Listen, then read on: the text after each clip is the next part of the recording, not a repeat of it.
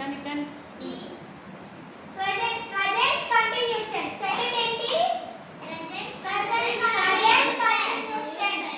present tense లో second ఏంటి? present continuous tense. దీంట్లో ఏంటంటే subjectless. subject అనేది అన్నిట్లో ఉంటుంది. subject ఏంటి మనకి? I, you, we, they, she, he, it. ఎవరు చెప్పండి, ఎవరికి అర్థం కాలేదా? ఓకేనా? ఇవేంటి సబ్జెక్ట్స్. సబ్జెక్ట్ ప్లస్ ఇది కంటిన్యూస్ కాబట్టి V1 ఉంటుంది. V1 కి ఏంటంటే I అని ఇంగ్ కలుస్తుంది. అంటే ఇప్పుడు గో మనం గో చెప్పుకున్నాం. ఆ గో కి ఏంటంటే ING గోయింగ్. ఓకేనా? Plus object plus object. ఇందులో ఏంటంటే ఫస్ట్ I తో చూద్దాం. I. ఓకే సారీ మర్చిపోయాను.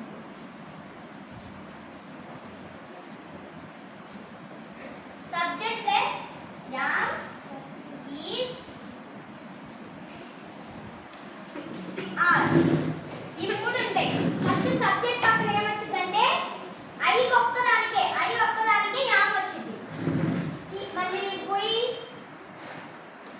they, we అనే కదా, వీటికి మాత్రం are వచ్చింది. he, she, it ఉన్నాయి కదా, వీటికి మాత్రం is వచ్చింది. అంటే ఇప్పుడు మనం ఏం చెప్పాలి? I am ఫస్ట్ I పక్కన ఇది వచ్చింది, am వచ్చింది. am తర్వాత మళ్ళీ V1 plus ING plus object. V1 అంటే ఇప్పుడు మనం గోయింగ్ పెట్టుకుందాం. I am going. go కి ING. ఓకేనా? V1 కి ఏం కలిసింది? ING కలిసింది. అప్పుడు I am going to school గా ఎక్కడికి వెళ్తే అక్కడికి, విజయవాడ. I am తర్వాత HYD అంటే Hyderabad. I am going to Hyderabad. ఎప్పుడు వెళ్తున్నాం? I am going to Hyderabad అంటే నేను ఇప్పుడు స్కూల్ కి వెళ్తూ ఉన్నాను. I am అంటే నేను. I అంటే ఏంటి? నేను. You అంటే నీవు వచ్చింది, నీవు. We అంటే మనము, మేము. They అంటే వాళ్ళు, వీళ్ళు. She అంటే ఆమె. He అంటే అతడు. It అంటే అది లేకపోతే ఇది. ఇప్పుడు I am first I am going to అంటే నేను ఎక్కడికి వెళ్తున్నా? HYD హైదరాబాద్ వెళ్తున్నా. ఇప్పుడే వెళ్తూ ఉన్నా, నేను హైదరాబాద్ కి వెళ్తూ ఉన్నా. కంటిన్యూస్ టెన్స్ దేని గురించి చెప్పిందంటే నేను ఇప్పుడు జరుగుతున్న పని. అంటే I am